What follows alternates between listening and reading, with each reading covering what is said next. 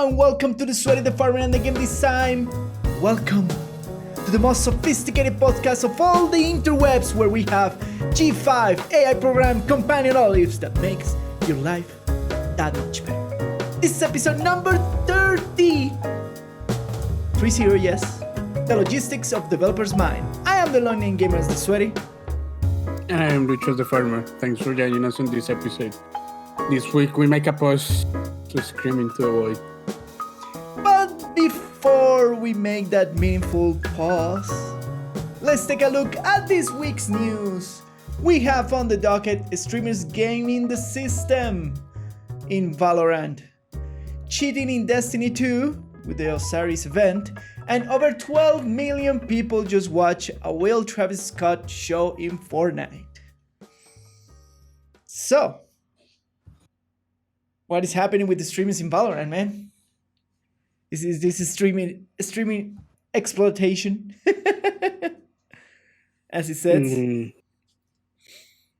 Listen, I don't know. I mean, it is allegedly people claiming to be on 24/7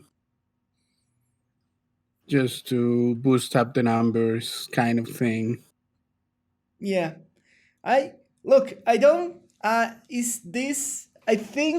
well, let me say this. Valorant is a very highly anticipated game, right? And the reason why is because it's coming on high on what Overwatch was supposed to do, and all the campaign that Overwatch did in the esports games and blah blah blah, right? So it's a very sought after, anticipated game, which is trying to bring like the precision from CS:GO and the fun and hero abilities from Overwatch into like a very competitive kind of game, right? So it's very highly anticipated. Everybody's saying praises to the game, and everybody's very interesting to get into the game and test it, etc., right? So that's created this huge bloated hype around the game, which is good. And then you have the streamers, which we have talked here that they're kind of like, if managed well, they're kind of very good tools for the game communities, right? But the fact that they doing random drops into their streams, I think that is the bad part of it, right? But let's be clear, it's not random drops, it's key drops for the game. Yeah, exactly. Well, random key drops for the beta access for the game, sorry. So yeah, because a lot of games do random drops on streams. Yes. Fine. Yes, which is fine. But the thing is, like, this is access to the game in a very after thing, right? So, and like a bunch of games has kind of like a ceiling of how many drops you can have, and generally the drops that gives are not that significant. But having early access to this game, which can be like the next big thing, is very significant for a lot of people. Sure. Yes. At least in the competitive kind of realm and stuff. Anyways, it's like it's just that the next big thing is never the next big thing. No one knows what the next big thing is going to be. That is correct. But the perception of everybody is that this appears to be the next big thing. Anthem was going to be the next big thing. Anthem is going to be the next big thing. So that was a perception before it was released, and it resulted in being a piece of crap. Anyways. Valorant could be the same. Valorant could exactly be the same, but right now we don't know. So far, what people have been experiencing has been positive and good.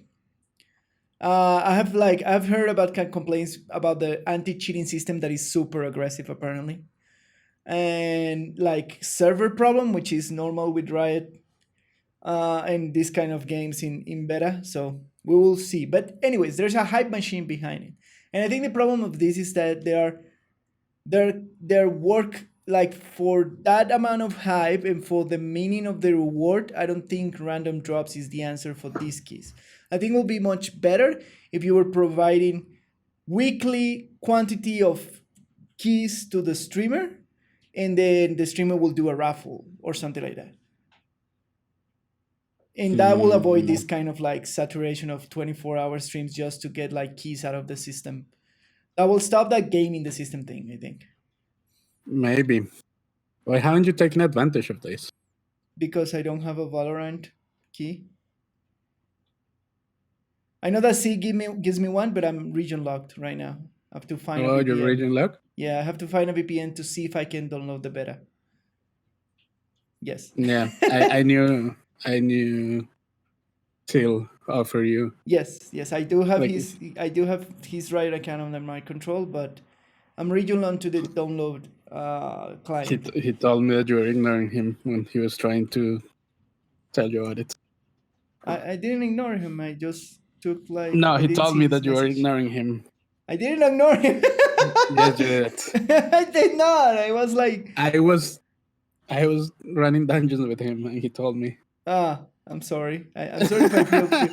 I'm sorry if I make you feel. If I'm letting you know, it's because he told me. Like, if you're listening to us live, I'm sorry. It was not my intention to ignore you. Anyways, but yeah, I'm region locked, so I have to find a VPN, like a free trial. I already have one, and like tinker with that this weekend to see if I can access the game from here. What That's did the you question. Yeah, because it's for apparently a VPN? it's apparently reading my IP and it's not sending me to the correct page, even if I but have. why don't you pay for a VPN? They're not that expensive. Because I have no money.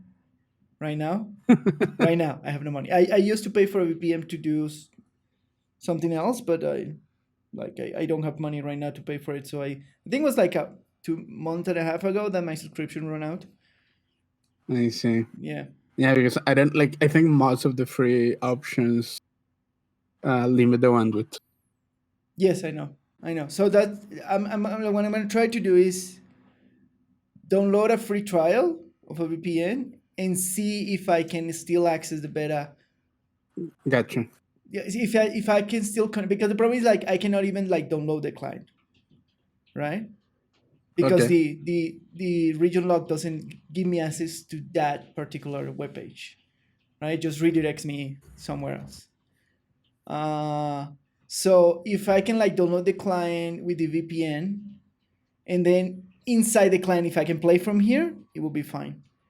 But the problem would be if he still asks me for a correct IP and he doesn't let me connect from the client. That will be, then I will need a permanent VPN, which won't be ideal because my ping will go like way higher because I will pass through somewhere else. Probably. Yeah. I mean, you're probably not that far away from one of the NA servers or something. Yeah, no, I'm used to play Overwatch, which is generally either NAs. It's funny because we have in Overwatch we have like there's a server in Brazil, and then there is the NA West Coast servers, and we shift between the two. And funnily enough, the server in Brazil gives me higher ping than the one in NA. So I'm already used to play Overwatch with between like 120 and 130 ish ping, and it's been fine. So I expect the same with Valorant. Like as long as the ping is not higher than that, it's not a problem. Yeah. So yeah, I will tinker with it this weekend, see if I can get access to that beta account and stream this a little bit and get Valorant keys and see if people comes in and like random. I don't know if it's like I know my Twitch account is already. I don't know how it works because I will be playing from another account, right? Because my Twitch account is already linked to the account that I have League of Legends here in LAN, and it's in another username. Oh, I have no fucking idea. Yeah, and the way that the drops works is like that you link. Well, if you want the drop, you link your Riot account to your Twitch account, and when you see the streamer, the drop will appear. But I don't know if me as the streamer have to enable something. I have to check that too for the beta keys to drop, etc. Maybe, I don't know. Yeah, I don't know either. I will like one step at a time. I have to see if I can access the game first, and then I will check if I can like take advantage of the drops. But I insist, like I don't think this is an ideal method for the game to release keys. I think it would be better if you as a streamer get I mean, an amount of keys. it is working. It is actually, yeah, of course, and it's generally like a lot of hype for the game, like a shit ton of hype for the game. That's the whole point. Yes, so it is clearly So working. it is, yeah. Yeah, it's clearly successful, but I will. Well, Is it consumer friendly? No, no, yeah, but yeah.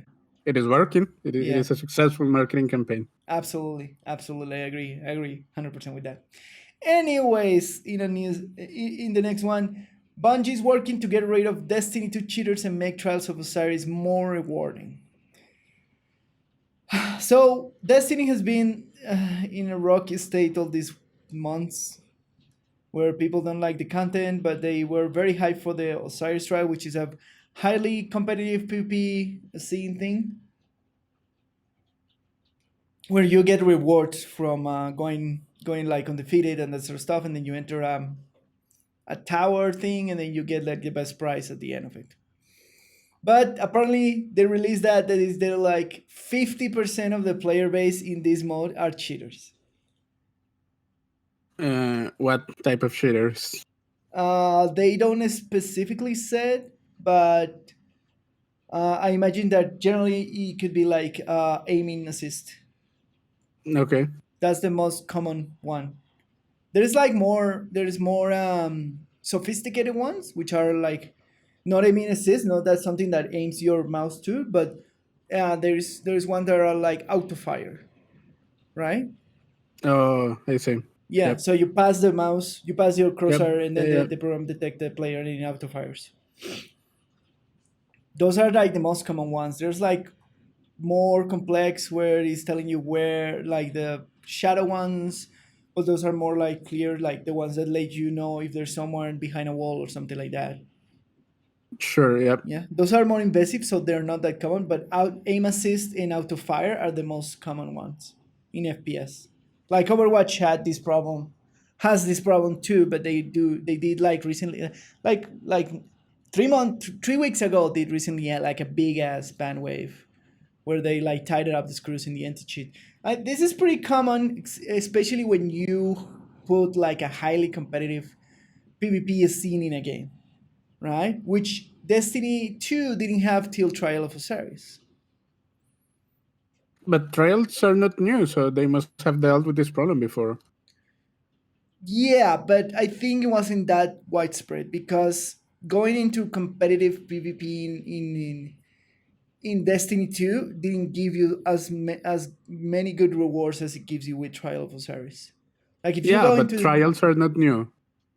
Yeah, no, trials are not new. Well, That's what I'm saying. they were in Destiny 1. That's what I'm saying. But in And they Destiny should 2, I'm saying that in Destiny 2 they're new. Yeah, I know that. Yeah. But like, it's still the anti-cheat still applies.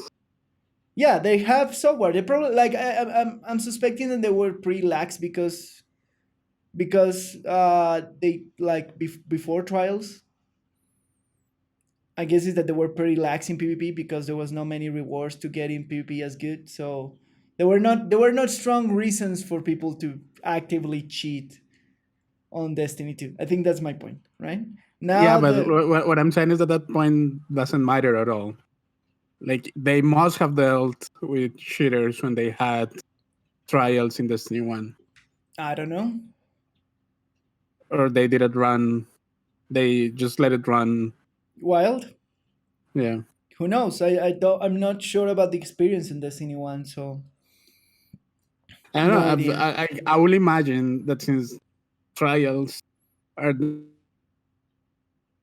they before somehow, unless it is the consoles who deal with the anti-cheat, which I don't think so. Well, of course, doing a cheat, like cheating with consoles, is way harder because of the way that you have to affect the software. So definitely that could be a I don't know. factor. Like the fact that that it is on PC makes it easier to get access to certain things that in console you cannot get access as easily back in the day. That's one reason for Maybe it. if No? you Yeah. say so. That could be a reason for it. Like, I don't know if it is actually easier or not. it is easier to get access to like RAM data in a computer than in a console because that's the way that the majority of cheats for PvP works. They get access to the RAM data that the game uploads, and that's what they affect. They don't affect anything like the major archives on the game or anything like that. They just read RAM data and affect it. So in a PC is much a way easier to have that. In a console, you probably have to know how to access like console DOS basically to affect it and install a program that affect it that way. Like you jump to more hoops in a console to do it. Fair enough. Yeah, and I think that's why they're rampant. But I don't know what they're gonna. They have to like be tighter in their anti-cheat software. It is a constant battle between the cheers because they generate a lot of money. Like if you go and see and look for a aiming assist in Overwatch, like they charge you how much is like $500 monthly to get access to the anti-cheat. And there is a lot of like if the if the player base, if the PvP player base of Destiny is 50% cheating with this, can you imagine how much money they're making, the cheaters, the cheers providers? Yeah, good business. Yeah, it's business. So it's a constant battle. It's a constant battle between the developers and the dudes who sell the cheating devices back and forth till the end of days. Anything else about this? Have you ever experienced Mm, like a cheater in a game? Like clearly a cheater in a game? I have no idea. Maybe. Who knows? You never notice? I don't care. You don't care. We have when we were playing Overwatch. Sometimes like there was one game that was very particular. Somebody playing a Widowmaker, and he was like doing this insane shot, and we were like, this makes no sense. And there was like a very weird shot with where uh I was running out of a wall, and then I turned back, and he still shot killed me when I was behind the wall, and I was like, what? Then we went to see the VOD, and he was clearly having an aim assist bot when he was like looking like 180 degrees to somewhere else, and he just moved the mouse a little, and then the sights automatically snap on into somebody's heads, and it was super clear. Like it was like super clear,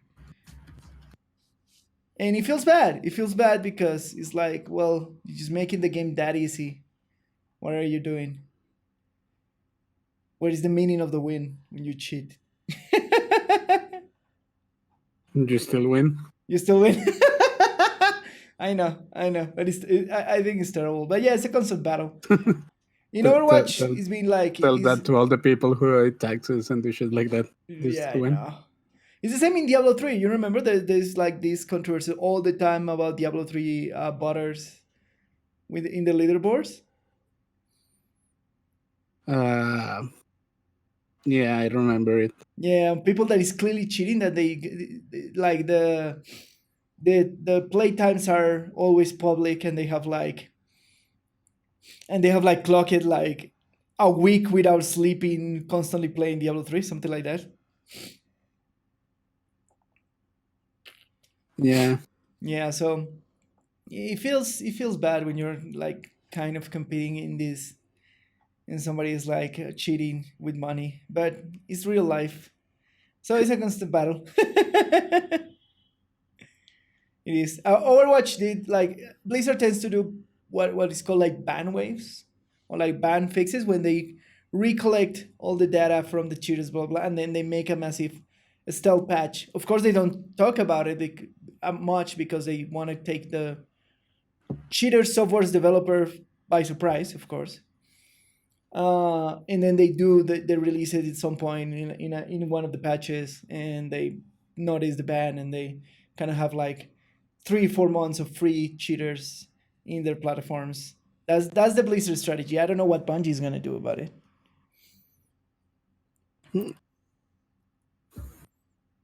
Can they take legal action against the developers who develop the cheat devices? It is muddy waters because as of legal, it depends where are the cheaters operating from.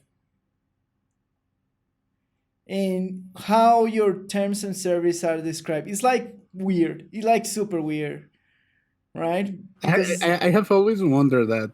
yeah, it's a black market because, for example, if they're operating from Russia, there's nothing that you can do because Russia has zero uh, um, corporate and trademark laws that are in the favor of the corporate and trademarker. It's Go like very Russia. insane. Yeah. Russia for the win. And there is a bunch of countries that are like that. They don't have those clear rules in their cyberspace. So if you're operating from there, yeah, they can make it. They can issue you a shutdown. They can shut down your domain, but you can open a new one on the next day, and nothing Yeah, will that doesn't happen. matter. Yeah, exactly. But That's legally, not they legal cannot action. arrest. That's what I'm talking about. Yeah, but legally they cannot arrest you because of the loopholes of whatever you are operating from. Russia for the win. Russia for the win, yes, sir. There's a bunch of countries like that, but Russia is like the most clearly example. Go Russia, go. Where Russia is so absurd that there was a very famous lawsuit with Starbucks because Russia has Sure. this trademark thing where if you live in Russia and you do a trademark in Russia, the Russian government will protect you. So Starbucks entered Russia, but somebody already, like when Starbucks started, somebody in Russia trademarked the name and the symbol, even if it wasn't his, and the Russian law protect him. Uh, So Love it. they have the Starbucks have to pay like $3 million, something like that, to Love it. buy Yeah. the trademark from the guy Oh, I because it was love it. perfectly legal for the dude to have those trademarks. It's amazing. Yeah, Russia is like that. I fucking love it. It's Yeah, so and there is cool. like, do you know about that? It was like it's very like fresh in my mind because there is like this issue about the. Have you heard about the CCP Foundation? Yeah, The Creative Commons writing of yeah, like yeah, sci-fi yeah. and that stuff. They now have a problem with a Russian dude who wants to take over the CCP IP. Yeah, and Uh, now and like they're contracting lawyers and they're asking the internet for money to pay the lawyers and that sort of stuff. uh, I know it's a crazy they are country, man. insane. They having the today in the middle of a pandemic. They having the football league reopen with like full stadiums and that sort of stuff. Beautiful country, Love man. them. Beautiful country. I love them. Anyways, moving on from crazy Russia, I guess. Over 12 million people just watch a Wild Travis Scott show in Fortnite. Did you hear about this? Nope, don't know who that is. Don't care. It's a You're talking about all the things that I don't care. why? Fortnite and a guy who I don't know. I know, but my real point is like, it is it going in the future be I viable? care more about League than that. No, but can you imagine like that somebody decided to make a concert inside World of Warcraft? Still wouldn't care. That's my point. Like this sort of like now in the times that we're now, this sort of like big names going in to perform in virtual environments. Is that guy a big name? I have no idea, but apparently it is. I don't know him, so it is not. Apparently it's a big name because 12 million people went to watch him. Because 12 million people are locked in their houses and they have nothing better to. Yes. Apparently he's a famous rapper, I'm guessing. Sure. Yeah, he's a famous rapper. So what do you think about virtual environments serving for concerts in these moments? Like imagine if Radiohead went to play in World of Warcraft. I wouldn't really care, to be honest. Or like one of your favorite artists. I don't know what is your one. Choose one. I wouldn't really care. Choose one of your favorite artists that went to a virtual Still, space to play. I wouldn't care. You wouldn't care? You wouldn't participate? It doesn't compare to going to a concert. Of course. But like, is it the next big thing? What do you think about it? I just told you, it doesn't matter to me. Doesn't matter. Doesn't compare. Lucho, don't care. What does it really bring to a table? Like nothing. Like really nothing. Okay, there but you the go. thing is that right now artists are so dependent on live performance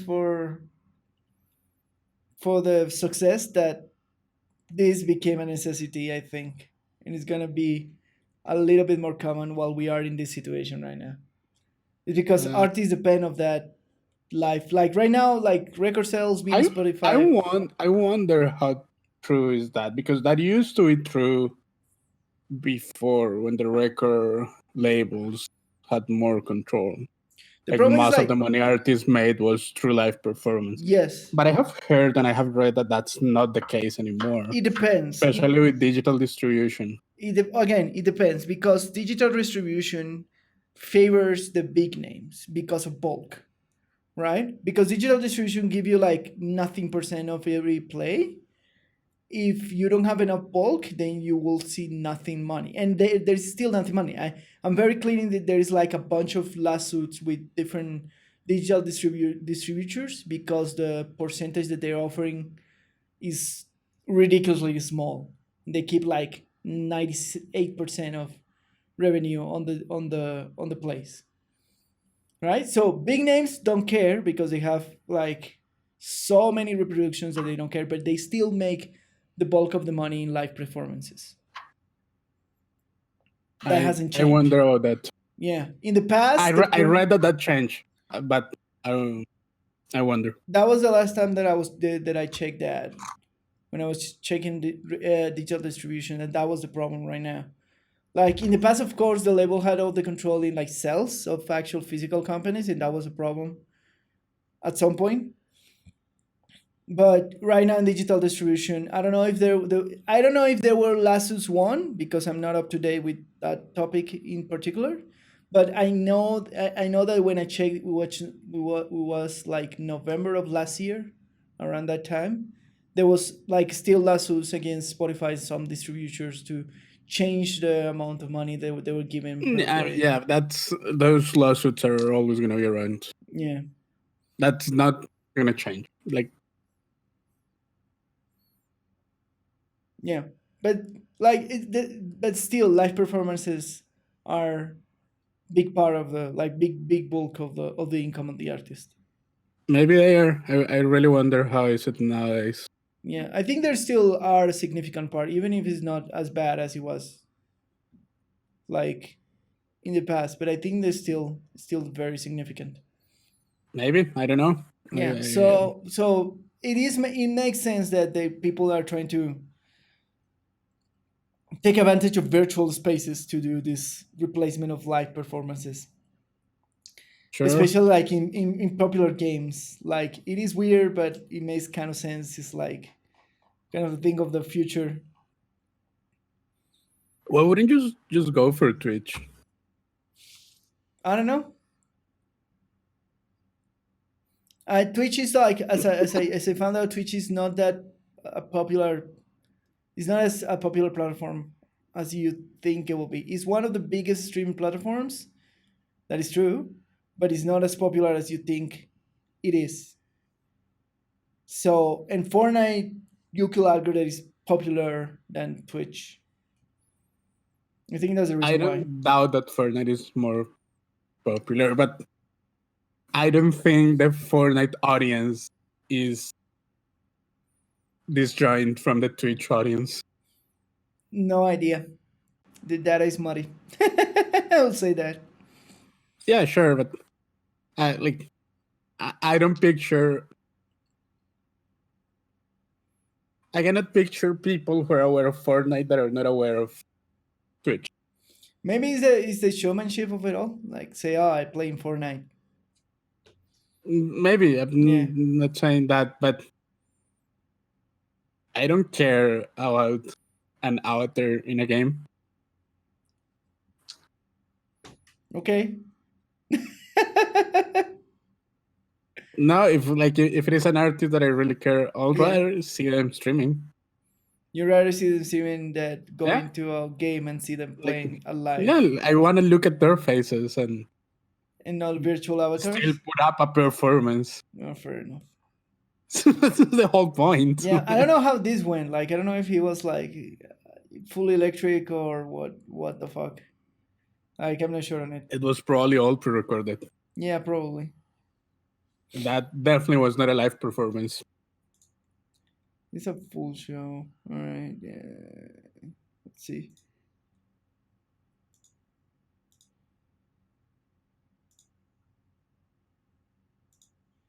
Okay. Yeah. That probably not Definitely, live. definitely a rapper, and yeah, it looks like showmanship stuff for what I'm seeing here in the video. Sure. It's like a big show with effects and stuff, and kind of an event journey with his music, which looks interesting. Like the houses are jumping, he's giant, and there's like effects and star and everything in game while his music plays. Okay. Yeah, make it like a game kind of event. Okay. Yeah, it looks like more of a game kind of event than a normal like concert simulation stuff. That's what I'm saying. So What? So what do you? yeah. Well, you think that in a game kind of event tied to an artist? Like for Oh, example, like if Radiohead went and give you a quest and they accompany you with music while you do a quest in World of Warcraft. sure, but what is the point of that? Well, that's an event show, technically speaking. Anything, technically speaking, is an event show. There you go. Yeah, but that doesn't mean anything. Will you like it? Will you be interested in I it? wouldn't. I Will it don't be care. interesting? You don't care? All right. You have no Like, opinion on it. no. My opinion is it really doesn't matter. Like the whole point of a performance is the interaction with the artist. Yes, yes, yes, I know. But like, Okay, there you go. okay, That's so it. you won't consider it a proper performance, and that's the But point. but it is not. Like It's not a proper performance. It's a game event. As I'm watching it, it's kind of a game event. It's like a sure, game festival or something like that. How much fair do you as care about a that. game Fair. effect, a game event, or a game festival? I mean, sure. As much as I care about any other in-game event, Yeah. There you go. but like making it important, like as an artistic endeavor, I don't think so. Are not game events important as artistic storytelling endeavors? They don't have to have storytelling. That is true. To be game events, that is true. They don't have to be artistic at all. Like a lot of in-game events for games are just seasonal things. Yep, correct. Yeah, so it depends. Probably not. Okay. Like I don't see much artistry in in-game events. Fair enough. Maybe this will give us more artistry in game events. Unless it's a live performance, I don't see it happening. Fair enough. Because that's the whole appeal of going to a concert or Yeah. something of those around those lines is Seeing the show and seeing what the yeah, artist like could make. They're seeing trying the to do artists it interact like with the it's in a game. people. They're clearly trying to do it as an in-game event show kind of thing.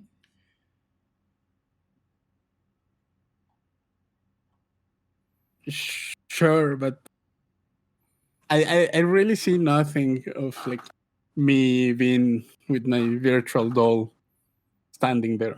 I gain nothing. Fair enough. Yeah. Like Yeah. like I that, was like, like it is. I'm just sitting in my head and like me sitting in front of the screen with my Yeah. digital avatar there. Yeah. Is that really different from just watching a YouTube video? No. Well. If you do it interactive, as I tell you, like a quest line with music and accompanied It's like. still like, but there's still no interaction with the artist. Well, you're doing a quest. With the artist directly. Maybe All you of have to those things that you're describing. Maybe you have to rescue the artist. I don't know. I'm throwing things in the air here. all those things are like pre-recorded. Like Yeah, there is that's true. there is no real interaction. Yeah. What if we make it interactive? It would be my next question. How would you do it interactive? I don't That's know, like rescuing one of the artists or something like that, or putting in but the like context of no the no no. game. But I know where you're trying to go. Yeah, But for this kind of thing, the execution is key. is key. All right. Yeah. Fair enough. It's not the concept. The concept should, if you find a way to execute it, it could work. Yeah. Like the concept on itself is not flaw. All right. The execution is really important. All right. So, do you want to make it interactive? Tell me how. I get you. Yeah. Yeah. That's like you have gone to concerts, Yes. Yeah. Of course. and the whole point is to enjoy the interaction, being with other people, like the energy of other people. Correct. Yeah. Like it's the social. You experience social of it all. Yeah. Yeah. So that's you, and it is like a shared experience with the performer. Yeah. So. Yeah. And Like of course, trying to like recreate that in virtual spaces. Clearly, very difficult. Maybe you don't have to recreate it. That's what I'm saying. If you find a way to execute something, Yeah. could be. But that's what I'm saying. That the execution is key. Yeah. Fair enough. It's to bring that social and share experience component. That is hard. I don't know. It's in virtual spaces. Yes. Absolutely.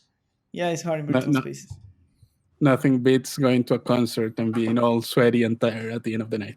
Correct. And without voice because you've been screaming the songs. Yeah, but that's the kind of thing. Like you could find a way to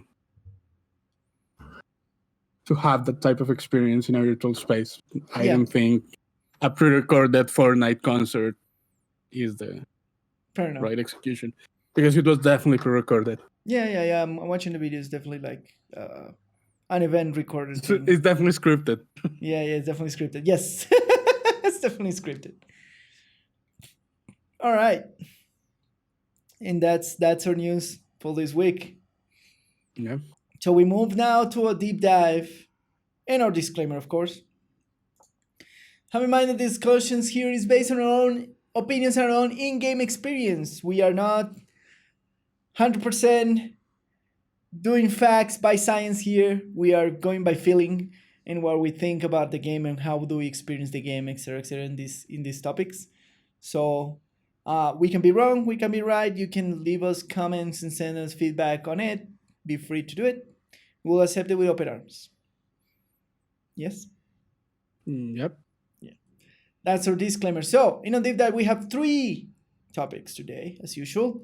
Reflection on Scarlet Spear on a depth perspective. We have Railjack rework on Warframe. And the last one is stealth nerf in the Division 2. Rifle and CC skills being affected so far that we know of. Yeah. So, tell me about the reflection of Scarlet Spear and the devs. Did they like it? They didn't like it? That question doesn't make sense, but okay. All right. So there is this like hour-long interview that some Warframe content creators had with Scott McGregor, the game director. Yeah. And it is like, you should check it out. We will probably put the links somewhere. Yeah, we'll put the links of the article which highlights the interview and the interview itself. Yeah, I think if you have an hour to spare, it's a really interesting. It is like the game lead designer of the game talking about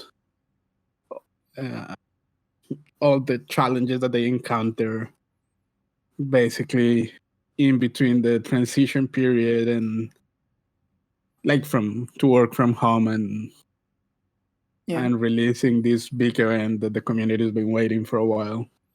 So, what did you thought of the event? The Scarlet Spear? You played a little. Yeah, I played a little. Yeah, dude. Yeah. I found it nice. I like it, the duality of the event, that you can either choose to go space and do something different, or on ground and do something like significantly different. I like the cooperation between the two groups, that one needs the other in parallel. That I like a lot. That kind of like interconnectivity in two different activities of a game, I found very interesting and very hard to pull off. But I Yeah, found very interesting, and the fact that you it's are an interesting working, concept. yeah, and the fact that you're working to a collective goal, that is super cool in any game that you can pull it. Like Warframe has been doing it for forever with the dojos and those events when you want the statue or you have to like fill a meter between all the servers Yeah, to do X you and know, Y. you Yeah, know, it.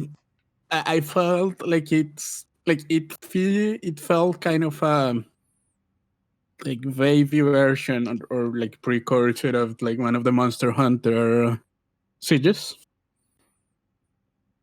you feel it like one of the Monster Hunter sieges.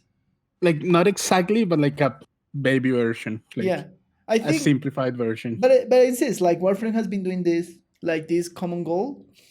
Not The really. difference is like Scarlet Spear feel a lot more immediate because of the 2 hours. It was 2 hours Yeah. windows where you have to do the actual activity. So Warframe never had anything like that. yeah, you have like what is the meteor when you have to kill, like when all the server has to kill certain number, or the other event, the one that with the corpus, when you have to kill certain things Yeah, for yeah, destroying I know. X. Yeah, the Formorian The thing and Formorian, the yeah, that's right. Razorback invasion. Yeah. Yeah, but in none of those you see the progress in your face. Clearly, because they're more long term. This is more Not immediate. even no, but not even that. It's just that no, they feel they're definitely not the same. I don't see how they are the same. Really, they're Yeah. the same. They're like a collective working for a singular Yeah, but goal and no. filling a But bar. it is like the way that you carry out the collective effort is different. Like Of for the course. ones that you describe, yeah, but that makes the whole difference on the process. Yes, Like yes, yes, yes. for the Razorback man thing, yeah, you go play it the couple of times that you have to play it to get the reward, Yeah. and then you forget about it, Yes. even if it is active for days. Yeah. Yeah, like, But yeah, of that's course. not but that's not how you approach Scarlet Spear. Yeah, You go because to a relay. the urgency of the matter is what is Yeah, but highlighted. that changes the experience Yes, of completely. course. One thing is logging in for an event, quote unquote. Yeah. You're gonna run 3 missions in 20 minutes and you forget for the rest of the event. Yeah. While the Scarlet Spear are like 1 or 2 hours that you're gonna completely invest in getting the thing done. Yeah. And then you get straight away the rewards, technically Yeah. speaking. Yeah. But it's like you can see the names of the people who are in the relay. You can talk to all the people in the same relay. Like there is a really specific chat. That is cool. It makes like it That's what makes, I'm of saying course, it that it. makes. Yeah. That's what I'm saying that it feels closer to like the Culture at Siege, where like you Yes. have this 16 people instance and you can talk to all of them alone. All of them are coordinating and going to the thing. Yes. That's what I'm saying. I don't think the Razorback Armada or the Formorian thing are like that at all. They just don't feel the same. Yeah, and I feel like that's one of the points of success of this particular event in Warframe, because it feels urgent, it feels personal, it feels more connected. But a lot of people didn't like the event. Really? Yep. Why? Because it was too grindy, because it was too buggy. Oh, well, that's different. That's a problem with time and reward invested. Sure, but that's again in this type of game. That's kind of 99% of the of Yes. what my Okay. like you cannot say that dismissively. It's a game about getting loot. So yeah, Yes. like the only thing that really matters is rewards Yeah. per time invested. I feel like this experience cool and I like it. I think that's the thing. Beyond like the problems of the wars, etc., etc., I feel like the experience of going doing this, it feels really cool. And the option that you can do to significantly different um, activities is, I like that a lot too. The fact that the progress is in your face and very clear, and with the small windows, I like that a lot too. No, I like, don't get me wrong. I agree with that. Yeah. I think it's a really good concept, and they need to iron out all the things that were holding it back, because it could have been an amazing event, All right. Yeah. but it Yeah. was really held back by all the bugs. Like, it basically took them 2 extra weeks to fix all the things that were broken in the event. Then fair enough. Yeah. Like rewards not showing up, which is a big Oof, problem. yeah, that's a big problem. Yeah. Uh, Losing progress, disconnections, Yeah. not like a lot of networking problems of communicating the teams. Yeah. There was a lot of that. Did you And have like, any of those problems? Because when I play with oh, you, I we did. didn't have any of these problems, right? No, when we played together, we didn't. Gladly, but I completed the event way before I played with you guys, and I did a bunch of runs that didn't get me the correct rewards. No. Okay. Yeah. Yeah, it was. Yeah, I don't care that much, Yeah.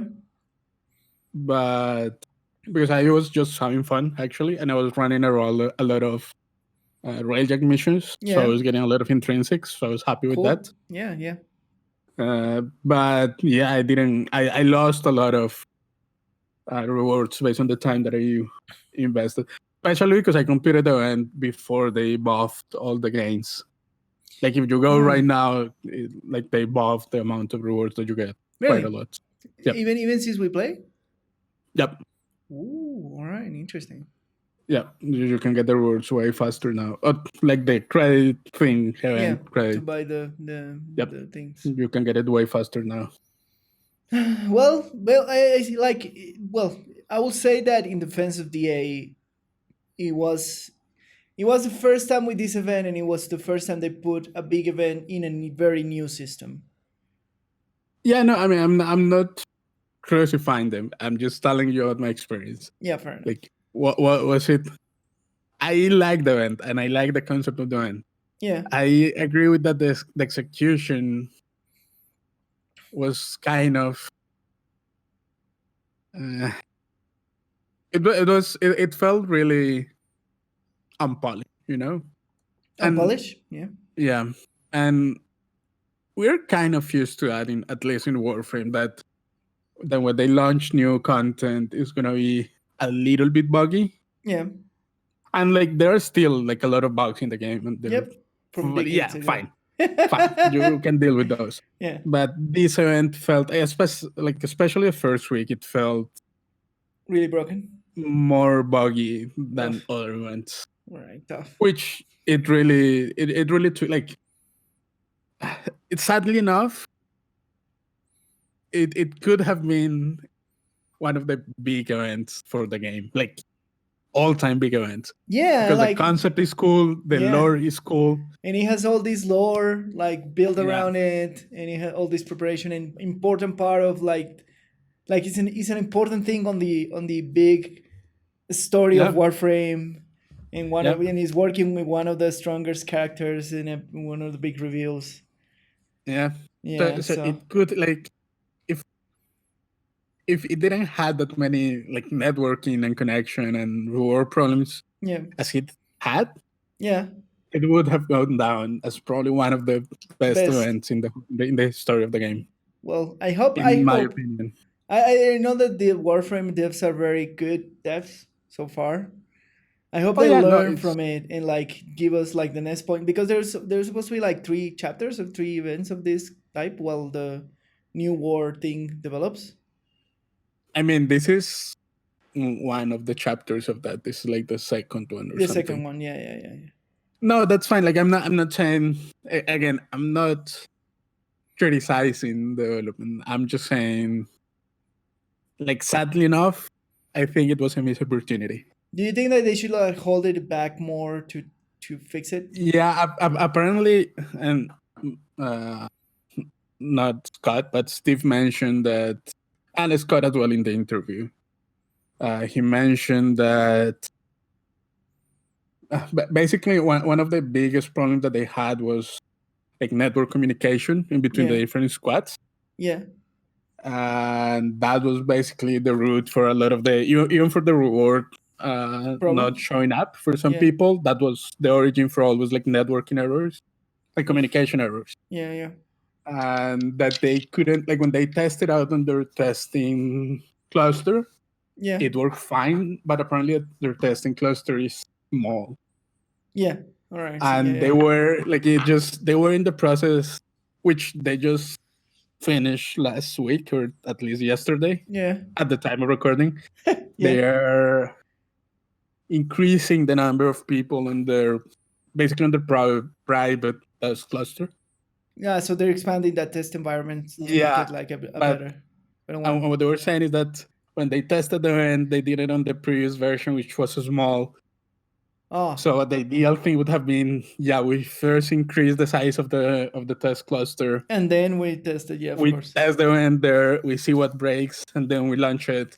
But then at the same time, like all the pandemic thing happened. Oh my God, yeah. They're moving to work from home, so that delayed a lot of the things. Like, and the coordination that entails, and et cetera, et cetera. And it takes like I get it, like moving to work from home, especially when you're doing like software development. Yes, it's hard. Yes, absolutely. Like it's a different beast that doing it like in an office or something like that. No, especially because you cannot assume that your employees have the resources. Like, correct. Not everyone has a good internet connection, or a decent enough machine, or a $3,000 machine in home, or like enough stuff, because they're never get gear for that, right? Because they have all that in the office. You shouldn't have to, because correct. There is an office, there is a company with all the resources. That puts together the correct space and.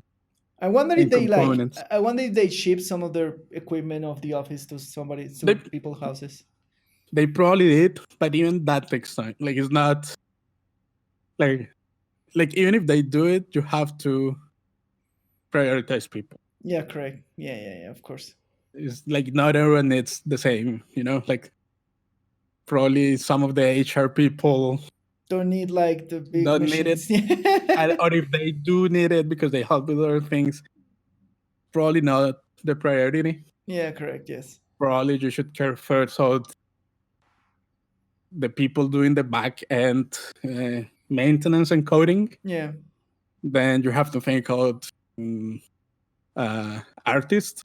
Yes. Like correct. all the people doing the 3D modeling and stuff like that. And moving those kind of like archives is like a heavy load. That's why like many of the office space have like a specialized networks to moving that sort of like heavy assets.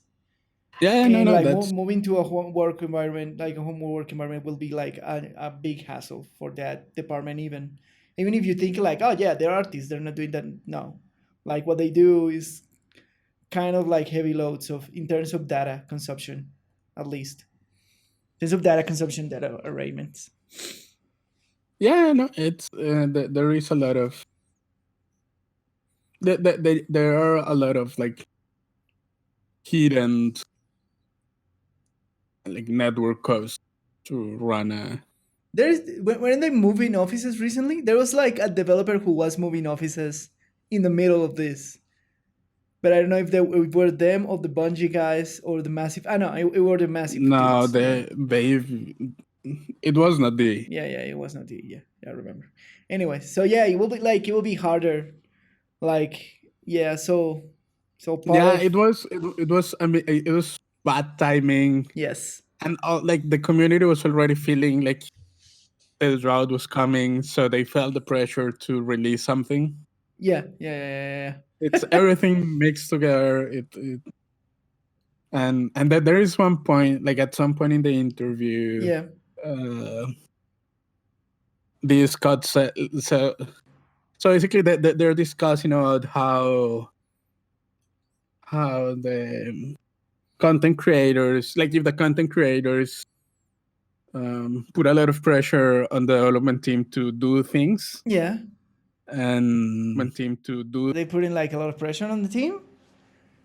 they never really answered that. Like Yeah. I feel like Scott didn't want to answer that, so he kind of Dodge it. avoided the question. Yeah. But one of the things that he said is that he tries to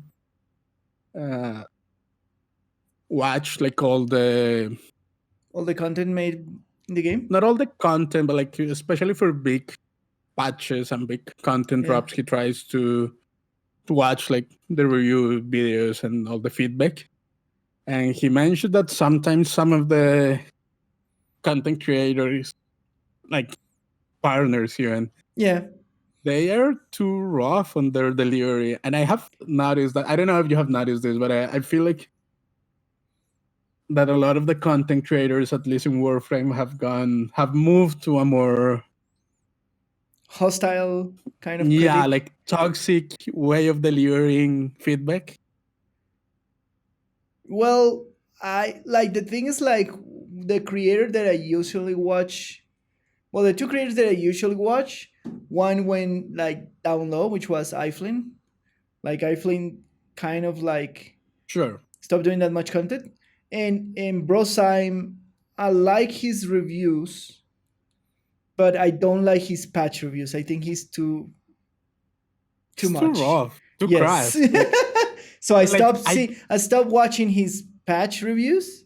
I still watch his like weapon reviews or Warframe reviews. I cannot watch his content. Yeah. I'm not saying it's bad content. I just cannot handle. Like he's too rough for me. Like I still do watch his like yearly. I like his yearly like Warframe weapons reviews where he goes through the entire roster and he says like, this weapon is fine, blah blah blah. I like that content of him. The rest I find it super toxic. Yeah. And like for the patch review, I go to this very small streamer that I watch sometimes that I find like super funny. What is his name? Inexperienced Gamer, I think it is. Like Rue. Like I basically stopped consuming Warframe content. Like at all except for Galleon. Yeah, he's the only one that I follow. Yeah, I watch a small streamer who does these kind of like reviews. He not only does like Warframe, but he's now a variety streamer. But I go and watch an experience game. I got him from Warframe. And he's Rue TV, or he was before called Inexperienced Gamer. And he does like very chill down like patch reviews and nothing like as harsh, but like yeah. By now, like I used to watch more content from both Brosime, like builds and that sort of stuff, but he became like super harsh with the reviews of the. He does like streamer the streaming weekly. He does reviews about that. Like when he he does the patch reviews, he does like builds and Warframe reviews, and then he does like a yearly roster review of weapons, Warframes, melee weapons, of everything. Yeah, right? I cannot do that. But like I used to watch his streamer summaries, and I still watch his yearly reviews, but the rest of his content became too toxic for me to watch. Like honestly. Yeah, no, like no. No, I actually, from the Warframe community, I only follow Sino. He's the only. Sino Galleon? He's cool. Yep. He's cool. He's chill. I feel like he gets it. Like he gets how hard it is to develop software. And I understand, like, don't get me wrong. I understand that you have to always expect more from the developer, and yes, and like it is not about setting expectations. It's about the delivery of the criticism. Yes, and the tone that you use and the words that you use. Like absolutely. And like, I don't. I've been thinking about this. I wonder how aware a lot of content creators that they have to be careful with the way that they word things and the way they script things. I mean, I feel like when doing reviews and that kind of stuff, you cannot wing it. Yeah. Because if you just speak from the top of your head, you're gonna come across rude most of the time. Yeah. But look, even we do that mistake, or Yeah, maybe of course I do. Yeah. I talk a lot of shit.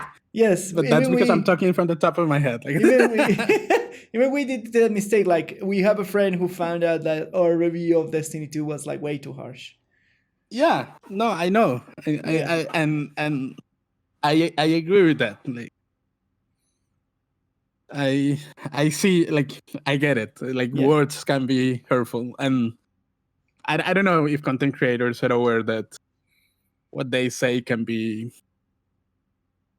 hard for a developer to take. We at least here try to be careful and clear of what we're talking about at the best of our knowledge, and I don't try that hard, but yeah. well, you at least correct me if I say something wrong, or like I correct you if you say something wrong, and we try not to be that harsh. But we are fair. Like, we try to be as fair as possible. Like even if we criticize a lot Destiny, we did give him a lot of love in some other points, right? I mean, it like, for Destiny 2, I like it enough to play it seriously at some point. There you go. And that on itself is a praise. Yeah, it's more for what I care about Fortnite, which is a game that I'm probably never gonna touch, or even League of Legends or stuff like that. Yeah. So I think that's sorry. Let me finish the point. And the point is that Scott was saying, like, yeah, like, dude, sometimes watching the reviews is too harsh, and I just don't have the energy. And, like, I get it. Like, if someone is criticizing your work without being too careful on the delivery, you're just gonna tune it off. Like, I don't have the energy, I don't have the time. Yeah. Like, they're just, like, the developers are just people. Like, correct. Yeah, why would I listen to all this trash talk, which may come from a place of love? Yeah. But if the language is not the adequate one, like, they're just gonna tune it off. Or if your tone is not the actual one, or if the pace is not the correct one, or if you're focusing too much in certain things. Yeah, like they're people as well. Like I get it. Like, if I were on the receiving end of that tone of criticism, I'll say, I don't have to sit here. Yeah, I have better things to do with my time. Yeah. Fair enough. And that's the point. Like that's a point that a lot of communities have, when they have a right to be critical about things that they don't like, but they don't know how to properly voice it, right? Because that is the most important thing. Yeah, and it's part and part. Like, I feel like the community managers and developers from DE are the most receptive community managers and developers that I've seen in my life. Right? Yeah, they are. Yeah, they are. They are the most receptive ones. They acknowledge things even if they're uncomfortable. They own up to their mistakes all the time, which is like super insanely hard. and in that pace, like, the same criticism community should be like way more, like, no, I'm not saying lenient, but way more angrier for putting it in some terms when delivering the criticism. I really think that if you care about something, you should just, like, before just throwing the criticism at the people's faces, just, like, spit it out, like, Bleh. Yeah, you should take a moment, think about it, because if it is coming out toxic, people are not gonna pay attention, even if you have, like, good ideas and good criticism. If it is too rough, people are just gonna brush it off, and it's not gonna do anything good for anyone. You know what I mean? Yeah. If you want your voice to really listen, you have to. You have to be clear, concise, and have a good language, and try to tone down the emotion. Like, exactly. Yeah. That's not helping anyone. Yeah. Even if the internet clearly demanded that that you are outrageous and like controversial and etc because you will get more attention. Yeah, that. But I get it. Like the more inflamming Yeah, um, it has a name. content What creators is this? get a Is lot of attention. the outrage what is that? The outrage effect or the outrage community, something like that. Yeah, Yeah. yeah. It's I just thought like yeah, it's interesting. Sometimes we forget that developers are just people like us Yeah. Not doing machines. doing just their job, trying to make a good product. Most of them. Yeah. Correct. Correct. And I feel like I feel genuinely sad that the developers from the uh are feeling this way with the criticism from the community because they're one of the most like clear and connected developers that I've seen.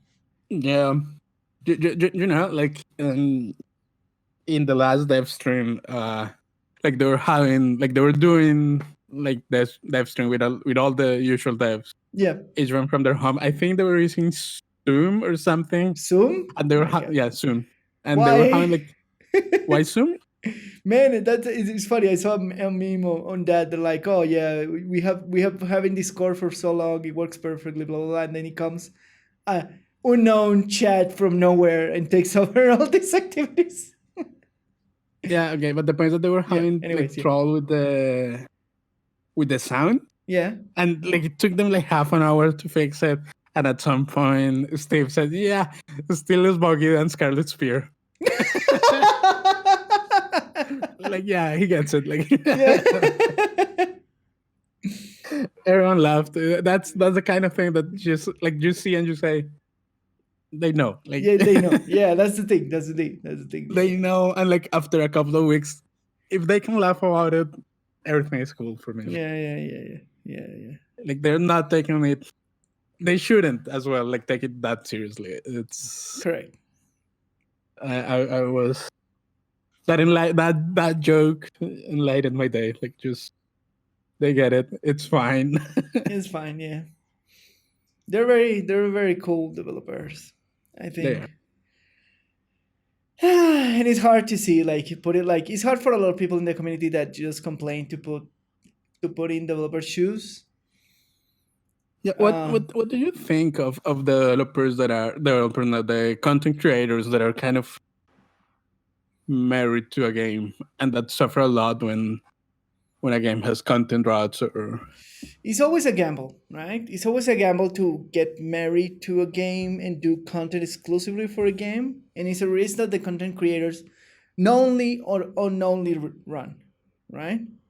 And it happens to me. It happens to me with Anthem. I was like, I was like strapped to that boat, and like I was ready to go, and blah blah blah. But I see all the green problems, and I jump ship early, and it still affected my whole like personally, it still affected my whole drive to do content and that sort of stuff. Like being involved in such a huge disaster, right?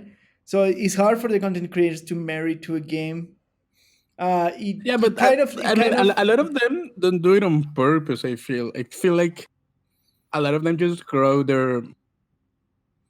like their communities around the game yeah. without doing it on purpose. But yeah, but it's still a gamble to like just make It is. content. It is a gamble. Yeah, for that one, and if the game turns out to be sustainable, is a problem, and you have to jump somewhere, and you are losing community and viewers and traction while you do it, and you're risking to get behind, etc. etc. It's always a gamble, right?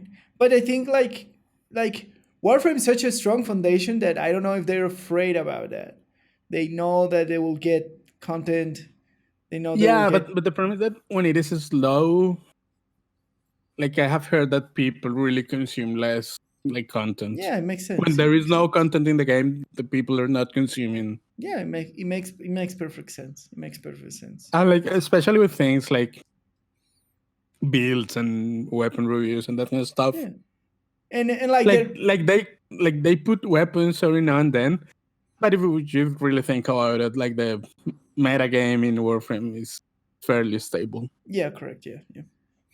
But I So will say that's more on the content creator that they should, yes, they should go strong into a game, but they should teach their followers to be more interested in the content that they do, that in what they have to say about the game, that the game itself, right? That way you can like diversify and go into another games with I kind of like the same perspective. I I see where you're coming from, Yeah. but just as a consumer, that's not how I consume content. All right. Like I'm just being honest. You don't consume content because of the person who makes it. You consume it more Most of because the of the time. game. Yeah. Yes. There are a few far and in between content creators that I could follow no matter what they do. Yeah. All right. Like less than 5. G. All right. Yeah. It's yeah, because I don't know. Like to be honest, I follow the games. I don't follow The the creators. people. Well, yeah. Well, that's a problem for the content creators to resolve. Yeah, but I don't know if that's what I'm saying. Like I wonder, do people consume content more like me, or are people like more loyal to a creator than what I am? Well, the examples generally are that if the creator is good enough, has enough quality, and his base is more interested in him, he can jump from game to game without much problem and do the same as good quality as content as he's been doing when where the game he started, right? No, sure. I like I get it, and maybe it's just me, but like for example, there is no big content creator that it's by this point like a variety content creator that covers a lot of games that I really say I follow. All right. Yeah. Like, uh, how is this guy name that is huge? Which one? Ko Who? Coker Nash, I think is his. He has a lot of variety streaming. His streams are huge all the time. Yeah. All right. Uh, I think I just like he did cover. I think Warframe and Green World at some point. Yeah. And while he was doing that, I was interested. And when he stopped doing that, I just ditched him out. But like he is a big content creator. Like his streams usually have a couple of thousand people, Yeah. which I think is. But remember, Lucho, you're a weird person. But that I don't know, because when I talk to people that are like mildly or somehow interested in games, Yeah. most people share my experience, at least the ones that I know, like IRL people. Maybe you're a weird person surrounded by weird person. I don't know. I No, don't but know. like, do you really follow people or do you really follow games? I do really follow people. Like Really? in my example is Queen 69. Queen 69, I started watching him a lot because of Diablo 3 and the content that he did in Diablo 3, and then he has jumped through a bunch of games, and I still enjoying going down and watch him no matter what he's playing. I cannot do that. Yeah. Yeah, it's the thing. It's the thing. If you like the entertainer as the personality, you will like whatever he does around. But if you are interested just in the game and the content that he does for the game, you will just follow the content that you do in the game. Yeah, The maybe it's me. difficult I don't part for like an people. entertaining is make people like him for him as an entertainer. There's a question for you. Yeah. Do you think people would follow Asmongold outside WoW? He's this is the funny thing. he's more popular when he does YouTube reaction than when he plays World of Warcraft. Yeah, sure. Yeah. But he is still mainly a a WoW. WoW content creator. A WoW. Yeah, he's done variety streamers here and there. I know, Yeah. but he's still mainly a WoW. Like, I don't know. Like, do you think he will be popular outside WoW? I have no idea. maybe yes. Because Like, he is in my mind like a very successful content creator yeah. on a very successful game Yes. that I don't know if he will translate well to other games. I don't know. I think they have, if they're good enough. Again, if their entertaining is good enough, just because of his personality and what he has to entertain with, it is possible. Because But the other no example, one is. I will give you another example. Moon, which is a I have very no idea. which was a very which was one of the most popular Overwatch content creators when Overwatch launched. I have no idea who that person is. And he was playing from the beta, and he was recognized by the community of one of the biggest content creators. He moved on to another games already, to the point that he's not even playing Overwatch, and he's still successful. Fair enough. Yeah. Maybe I just don't care about people. Yes. I don't know what to tell you about that.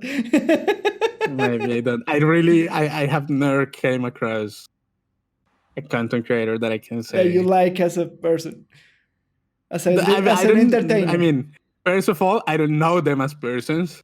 Well, you don't care because what as an people- entertainer. Yeah, you don't care. That's different. Yeah, that's yeah.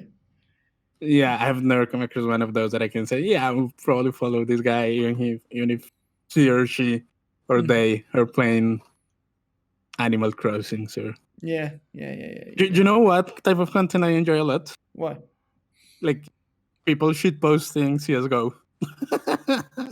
Why? I don't know. It's just funny. What? You're weird again.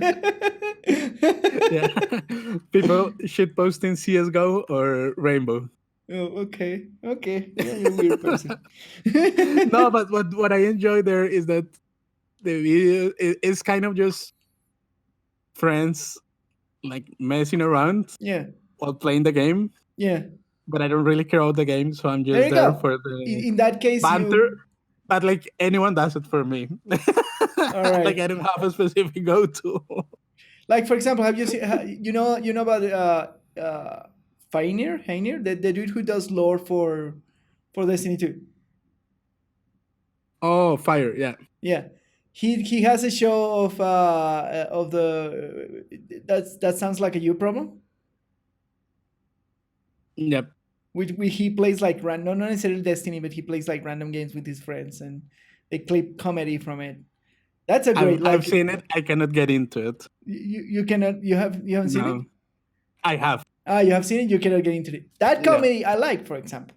You could not find it that entertaining enough, and there you go. He's not that funny. It's the thing about tastes. He's Comedy not that is the thing funny. about taste too. Yeah, and I have good taste. It's not that funny. Yeah, there you go. So in that case, I have like a different taste in entertainers than you. Maybe you haven't found your. Yeah, you have bad taste. That's the problem. Nobody has bad taste. People have just tastes. No, of course there is bad taste. What are you talking about?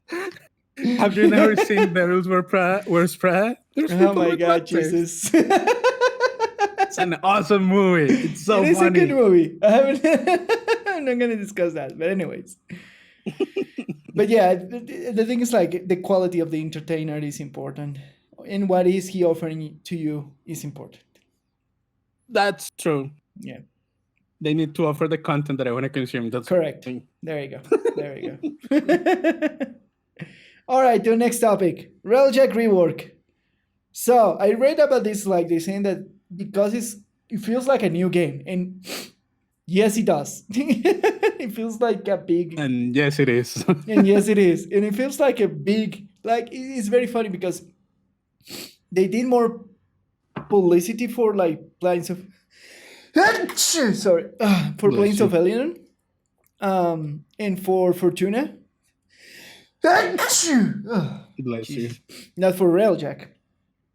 Yeah, but that makes sense because if you think about it, like the open worlds are still built on the foundation of the same game. Yeah. Like the moment-to-moment gameplay is still the same warframes, still the same powers, still the same movement, Yeah.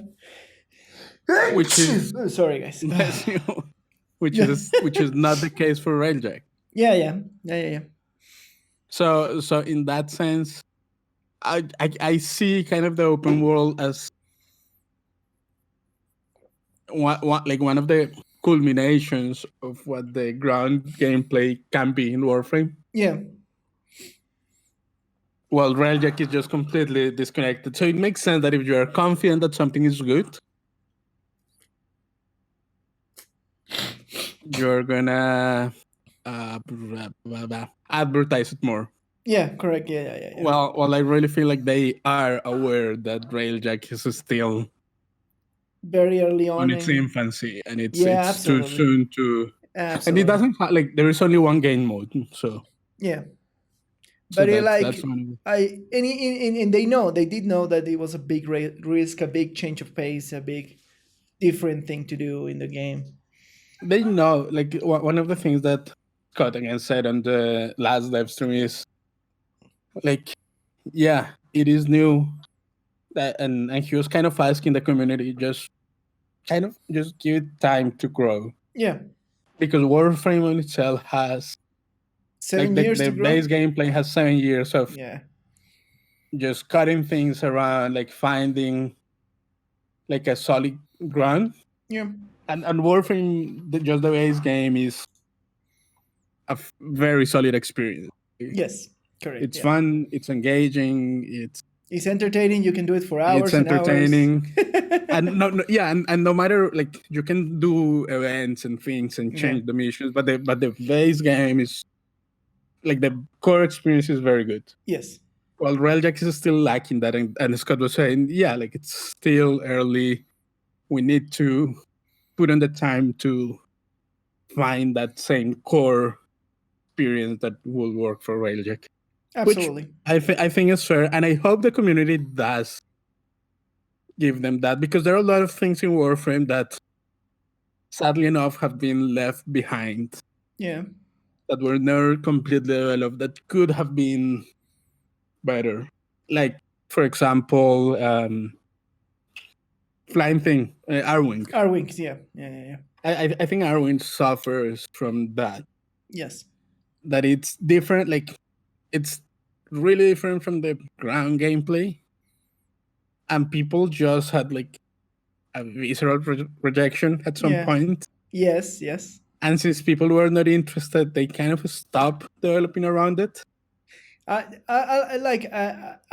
remember that when we started to play, there was this huge thing about like Arwing sucks and it was terrible to do, and it was a prejudice in the community when we started playing. And when I experienced the Arwing missions, I didn't like. I find them still enjoyable. Yeah, I still like flying around in Arwing. It's fine. I enjoy it. I wish there were more things for it. Like, yes, correct. More mission types, more missions. Yeah.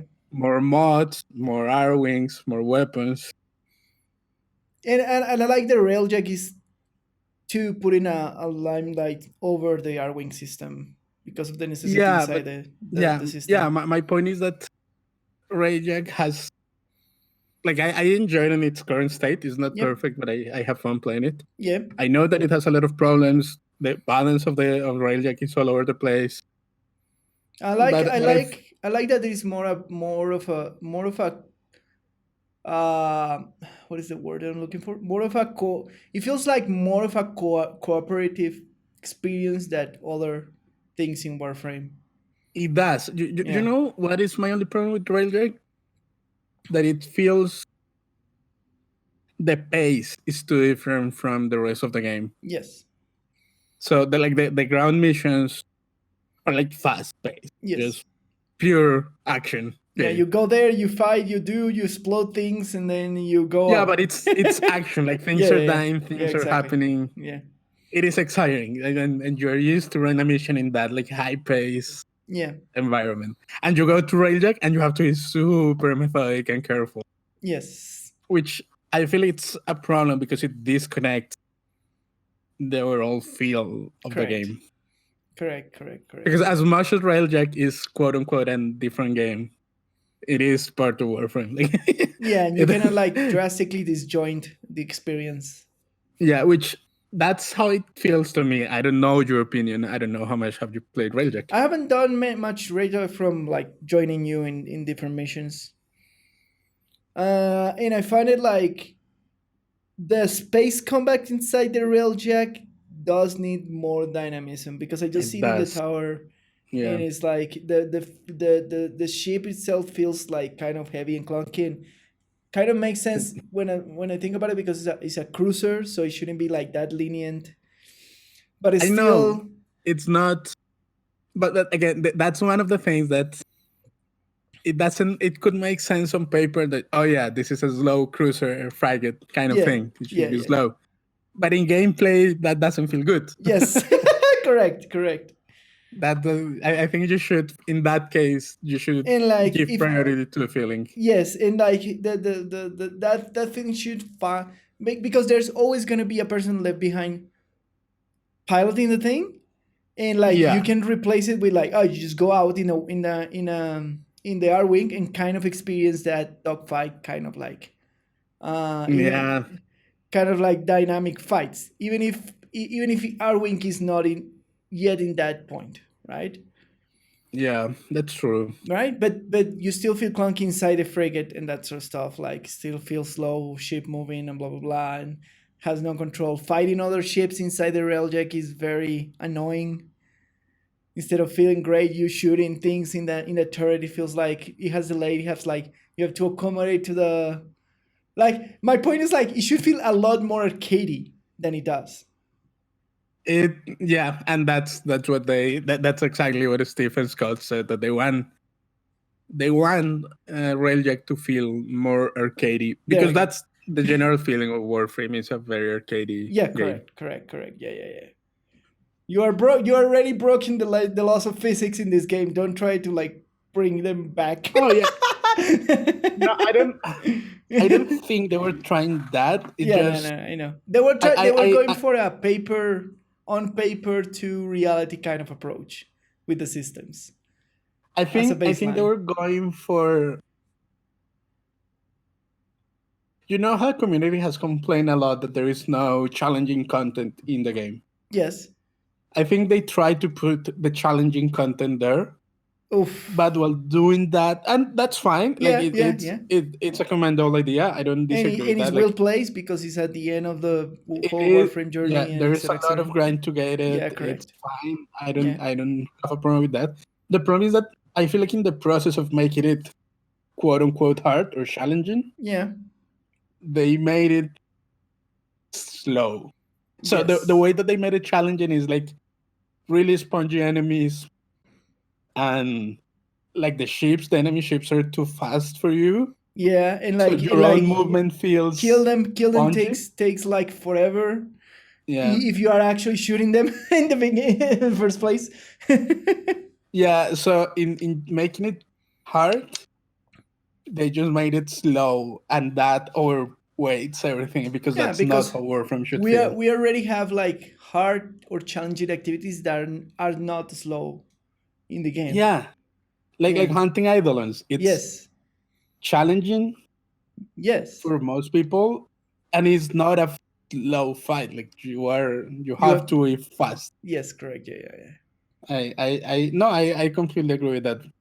I hope the community gives them space to find Railjack. You know what I mean? Yes, absolutely. So the quickly what are the important changes overall in this poll?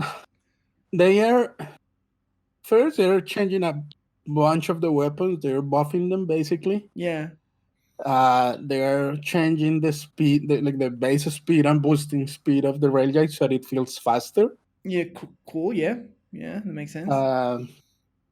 they're buffing Arwing a little bit to make it more relevant, because right now Arwing in high level Railjack missions is just to go from the ship to one of the objectives, and that's Yeah. it. Yeah. One of the big changes is that they are allowing. So the Railjack itself has this like weapon progression system. Yes. They are now gonna allow to start with the lowest weapon and infuse weapons that you don't want to use to improve that base weapon, so that you can take that one instead of like having to replace things all the time, Oh, okay, yeah. which feels bad. Is more kind of an infuse system. Oh, cool. Like an upgrade system, like a proper, Yep. like you're upgrading your base weapon to be hit harder. Yep. I thought it worked That like that. Like when I saw the upgrades on the thing, I thought it worked like an upgrade system. But apparently not. I'm talking about the weapons, not the mods are gonna work as mods. Yes, of course. But no, the weapons I are thought, like I you thought just the get. parts that you put into the thing were upgradable and not like interchangeable as you're talking about. No, they're interchangeable. Yeah. At least the weapons and like the base components, like the Fair shields and the engines. No, I didn't So know they're that. gonna allow that upgrade, which is gonna reduce the grind a lot. Yeah. Yeah, they have a lot of like changes, kind of on a speed and like health, that are basically aiming at making it more agile. Yes. In how it feels. Which I agree that is definitely the right approach for Warframe. Yeah. And they're reworking some of the Railjack skills or Railjack abilities, power things. Enemies now span much closer to the Railjack versus 1,000 kilometers away. That is important. I love like, those. Yeah, you realize that then when you're spanning the mission, like the enemies are like super far away.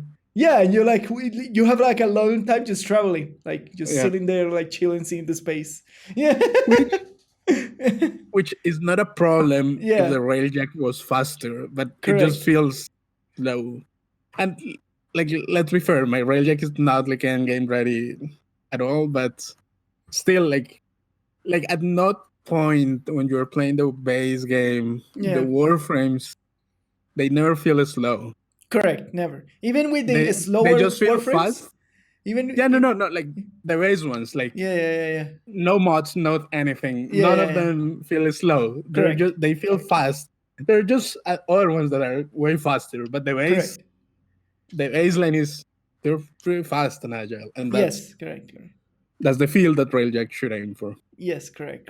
And I like that. I like the enemy thing because I feel like it like that kind of dog style fight that they were looking for, right? Very tight. Like I imagine the way you're approaching, and I imagine when you're approaching an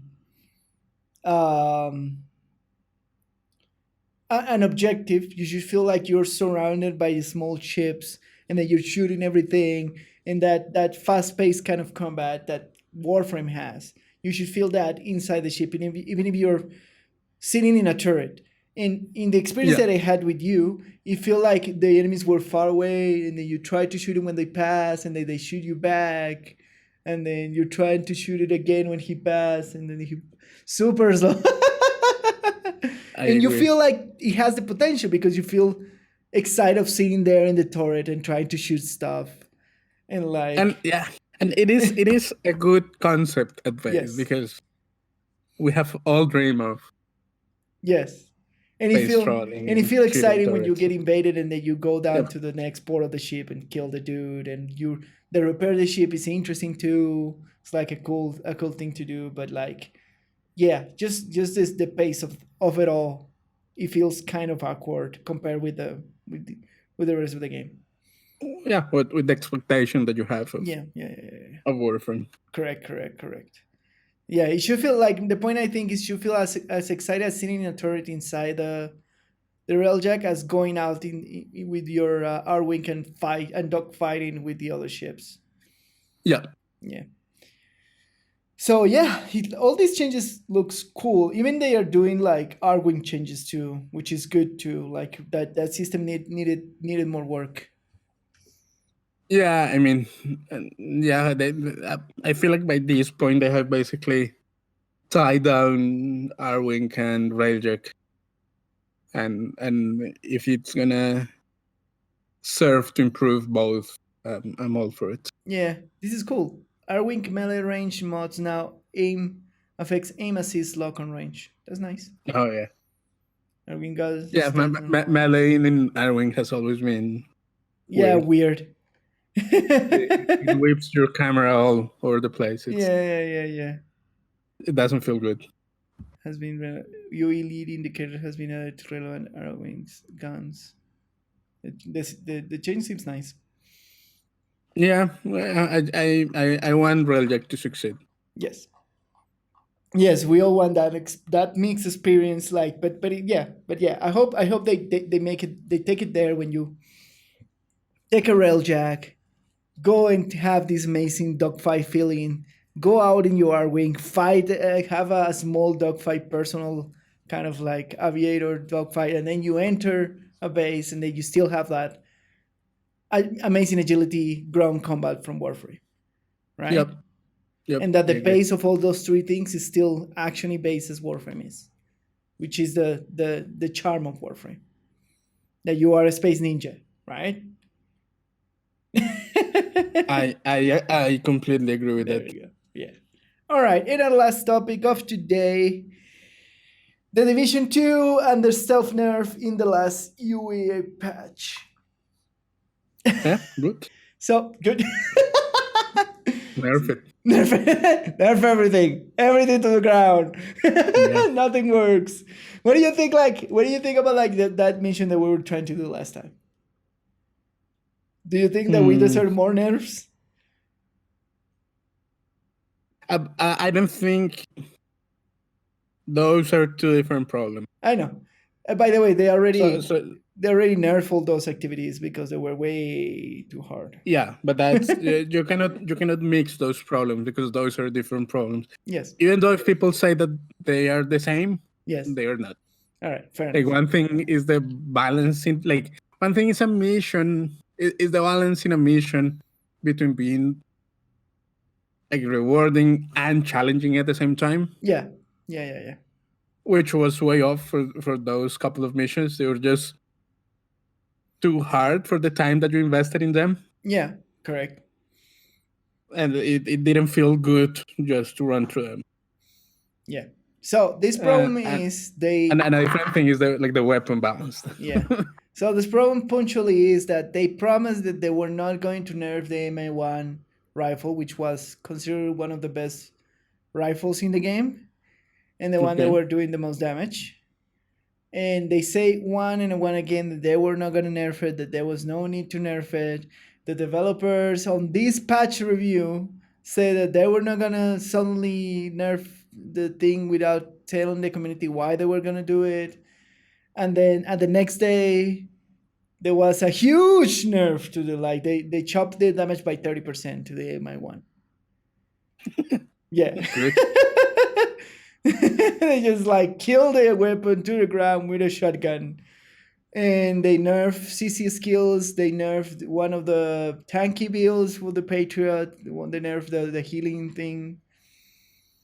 And it just compounded because they were not in the patch notes, and then they tried to fix it 5 days later when everybody was screaming to the clouds that, oh no, it was a miscommunication error, we're sorry. 5 days after this patch.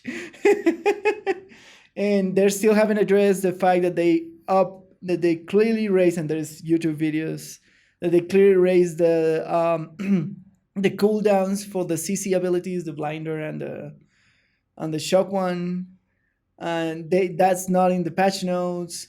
They lowered the proc of one of the talents, and that was not in the patch notes.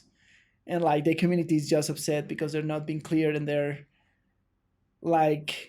clearly backstabbing because they're telling them they're not gonna do something, and they suddenly do it. Yeah. I really cannot relate to people complaining. Well, imagine if the Warframe developers did this. If they say that they were not gonna nerf certain build because they consider it's fine, and then they just kill it to the ground. of a That's Warframe that you fine. like. I don't know, Nova, for example. They suddenly consider that the Nova slow build or fast build is too powerful, and they just nerf it by 40% That's fine. without saying anything of why they did it or anything. That like in Warframe, you have to be aware that there is enough variety for a singular build. I'm putting you an example. Yeah, but that's important. Like Warframe doesn't suffer from there is only one by all build kind of thing. Yeah. So they nerf one build, my favorite build. Yes. Without telling. Yeah. Will it feel bad? Yeah, probably. Will I stop playing the build? No, maybe I'll find a different version of the same build.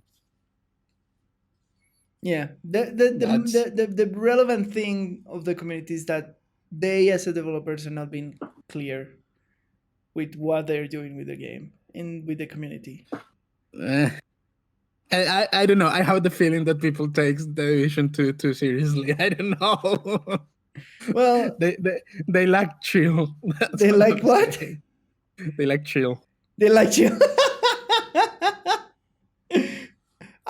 Yes, I will say that about the Division 2 community. They like a lot of chill.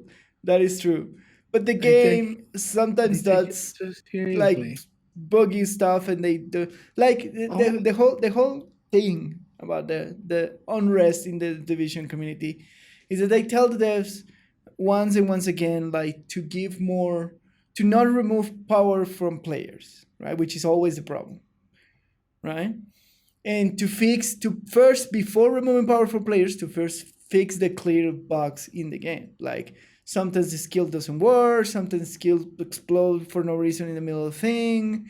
Sometimes there was a huge problem with bullet registration with the game. There was and they don't prioritize those very gameplay effective bugs, and they do still nerf, and they focus too much in progress and build balance and that sort of stuff. That's the whole unrest. And the fact that they do this nerf without announcing makes the community even more upset, because they feel like the developers are not focusing in what is really important. Is that Division should at his first priority stop being such a buggy mess in so many regards. First of all, I don't think the Division is that buggy. Yes, I think it's fine. I agree with you.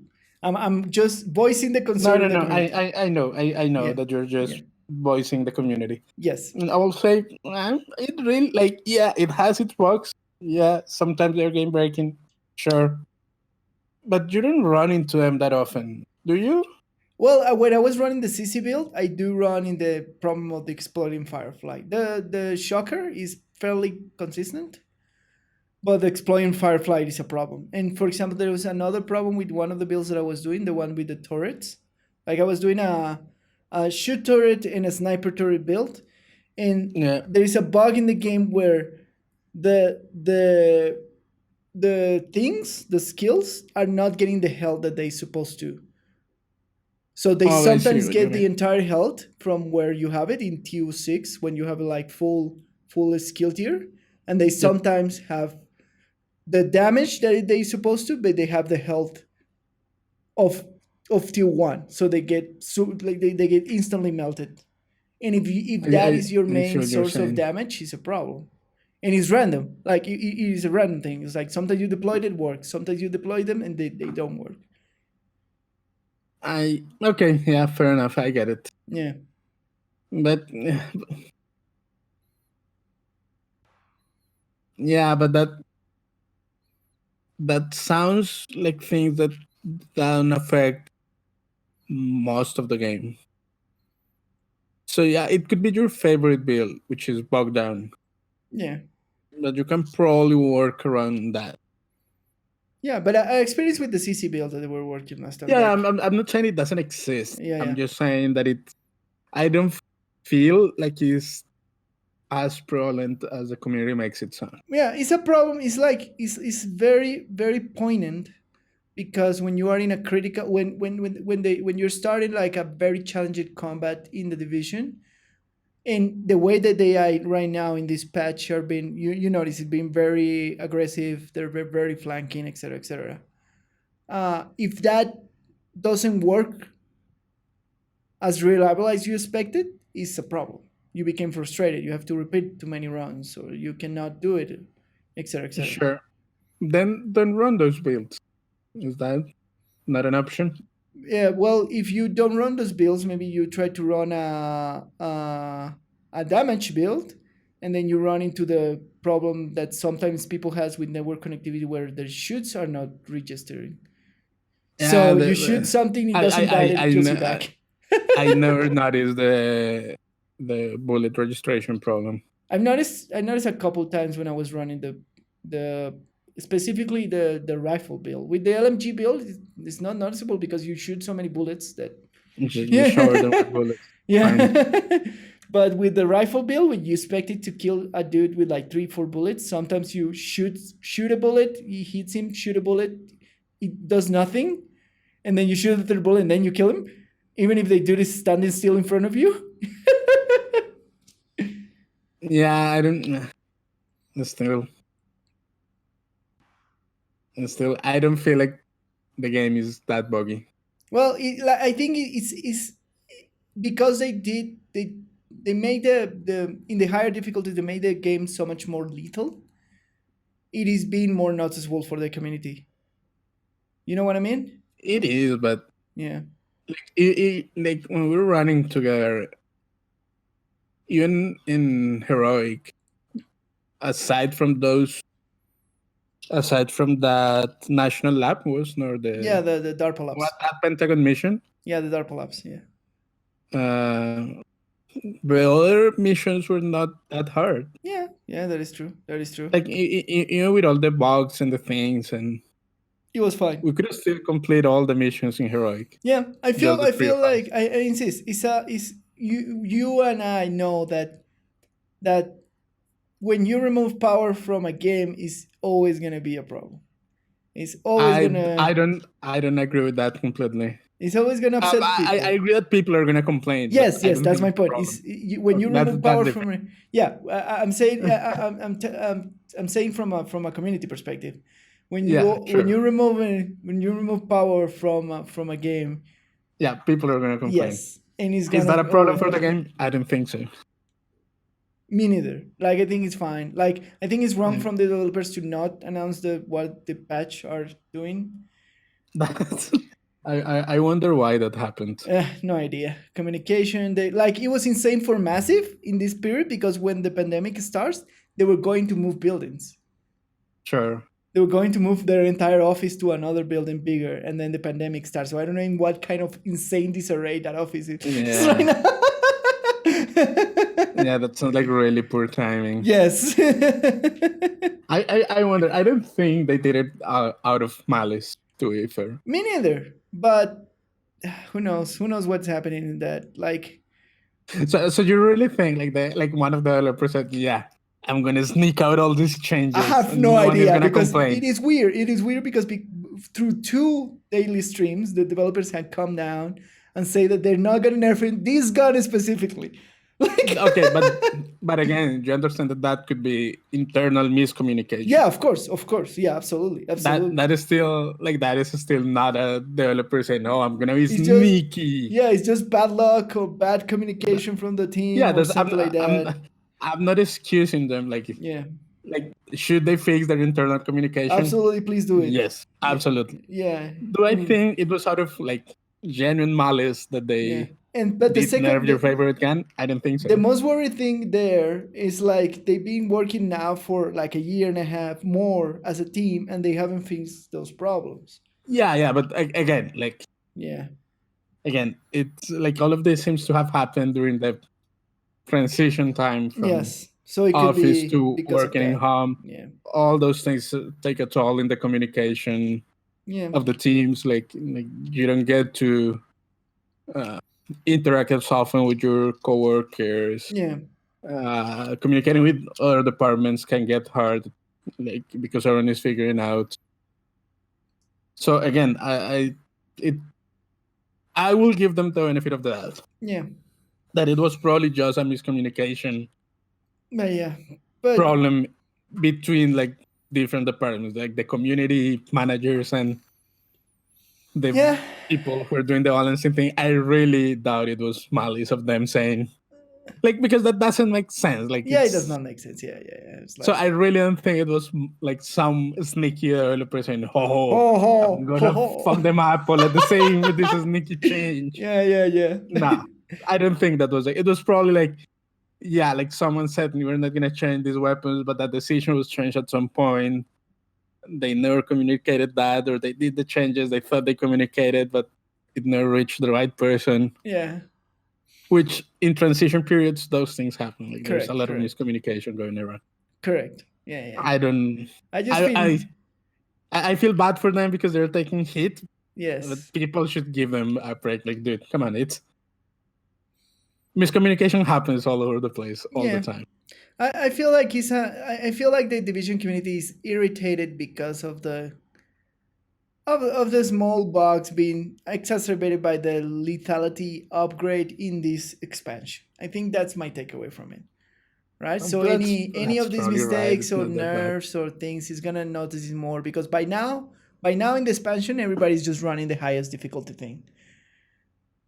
Right? Sure. So those problems gonna be more glaring in terms of the bugs that they fix or not. Like when I've been running missions alone, I can clear like heroic alone. Yeah. That's fine. Like for as buggy as the game is, I can still do it. Yeah. So I don't know. There you go. I don't know. People take it too seriously. Yeah, I think in conclusion is like it's difficult to be a developer in these times. It is difficult. Yeah. So please, communities, don't be like, I know. Chill, bro. Chill. Yeah. Chill, dudes. Chill. It's just a game. It's just a game. All right. With that, it really is. With that, we close our deep dive today and we move to our audience questions and feedback. Remember that you want to leave us any of your feedback. You can write us down. You can talk to us directly. Not in these times. You can call us through the phones if you know, or landlines or our cell phones. You can leave comments on a Twitter. You can send emails to the email account. I check it. And you can pass by my stream and ask things, questions there about the stream and everything else. So, our first thing of today is a comment. The episode titles are not descriptive enough to make the episodes easy to find. Well, we are correcting that today in this episode. We'll try to do better. Yeah, we always try to do better. That's partly my fault. I'm the one who put the titles in the episodes. I never said anything before. Yeah.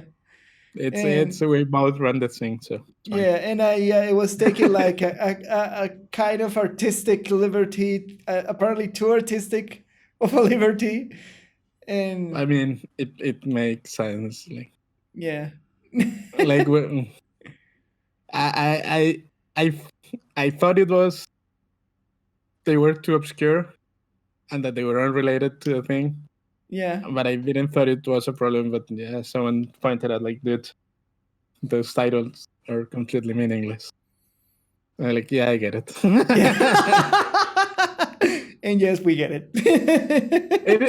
It's fair. Like that's we should have thought about that. Like, yeah, titles are important. Yeah, we kind of like say like, oh yeah, just put the titles are easy as a title in like whatever. We didn't saw too much thought on it. We did do some of the titles pointing to the thing, like the Blizzard one. Yeah, but yeah, I know, but I thought about it and then I forgot about it. Like I said, it's fine. There we go. So yeah, thank you for pointing it out. Yeah, it's fair. Like yeah, and we do better from this or episode 30, by the way, 30. We did it to the 30s. Yeah. Yeah, we're gonna try to put something a little bit more descriptive in the Yeah, at title. least related to whatever topics are we talking inside of the episode itself. Yeah, some- but basically, at some what my shape or friend form. told me, like, it's hard to tell that the podcast is about game design from the title of the from the title of the episode. Yes, even if the podcast is called the Sweaty and the Farmer, and the Yeah. game design is the title is like more than now in YouTube. I'm doing namings by just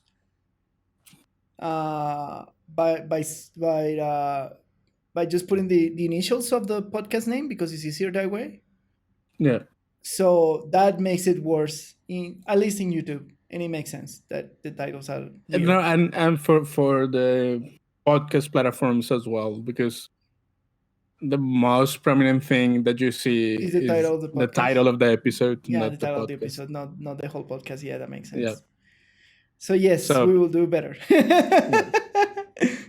We shouldn't be shooting ourselves in the foot. Yes, correct. So there you go. This is episode number 330, and we are correcting that now. Why did it took us this long? I don't know. I thought about it. I thought it was not big deal, but yeah. It is apparently. So there you go. We do better.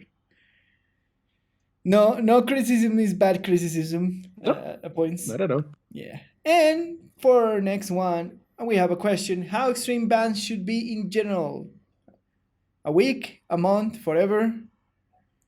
I mean, it depends on the offense. It depends on if it is a recurrent offender. Yeah. All those things should be taken into consideration. What will you start? What will you start? Like you start for a It depends for a on week? it depends again. If it is just you saying like racial slurs in the chat, Yeah. maybe I'll just tell you not to do it again. If Yeah. you do it again, maybe I'll just ban you for a week. If you keep doing that, then I'll probably just kick you like forever. Yeah. And It's what like in the there case is no of option. what in the case in the exploits of the Oh, I feel they of have the what, like division? 2 weeks? yeah in the exploits of Fine. the division? What, a week? That's fine. A week is fine. Those 2 weeks was 2 weeks. fine. Yeah. All right, not forever. I mean, if they come back and they keep finding exploits and using them, just ban them forever. All right. So yeah, it depends. Like if the same people keep doing the same shit, like, and by same shit I don't mean the same exploit, but like are using exploits, yeah. you just ban them forever. That's fine. Like because that just means that they're not gonna change the way that they're acting, and Yes. that they don't care about like the consequences of exploiting a co-op game have in the enjoyment for other people, because it does have like even if you say that, like I feel like it is disingenuous to say that because it is a co-op game, Yeah. PvE co-op game, Yeah. using exploits doesn't affect other people, which is not true. Correct. Yeah. That just diminishes the value of the time of other people. Yeah. Absolutely. You have to respect people's time. That's Yes. just how life works. You cannot. Yes. Absolutely.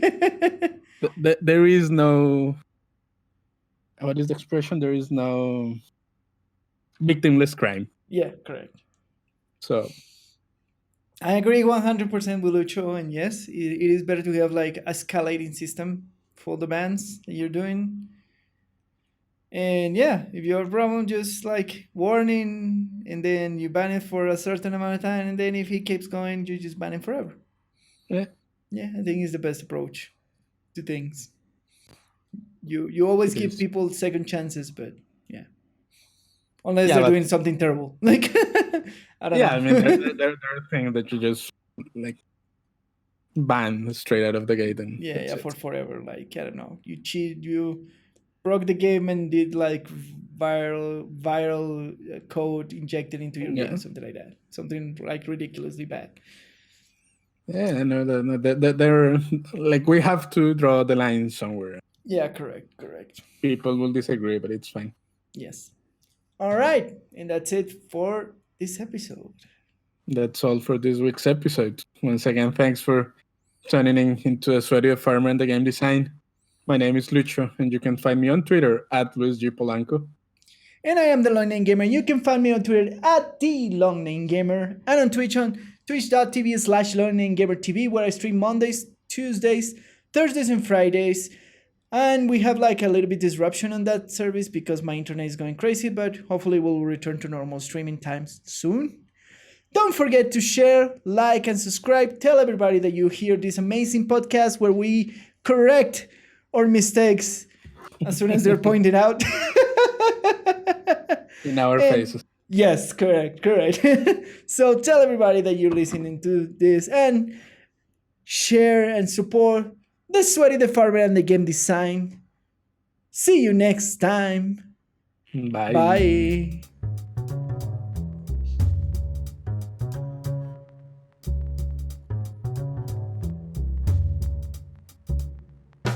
And did you know olives are not edible, green or ripe, and must be treated with lye and or cured in brine or dry salt before being edible? So you just don't see an olive in a tree and pick it up, you will die probably, or you'll get like intoxicated.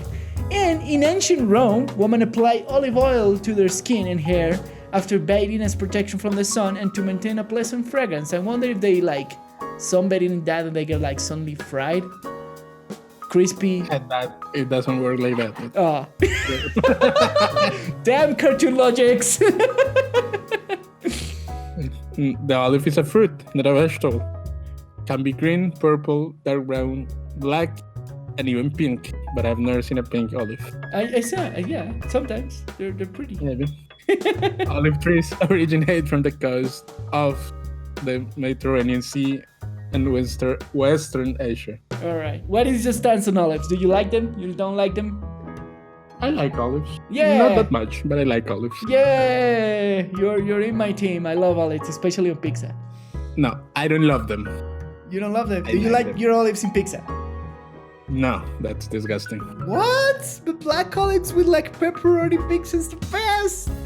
Most delicious thing ever, man. That's disgusting. It's disgusting. It's like The problem is that it is too salty. Like pepperoni is salty, cheese is salty, and olives are super salty. yeah. It's too much. It's All right. just So you don't tasty. you don't like anchovies? Not on pizza. Ah, but anchovies pizza is the best, man. It's too salty.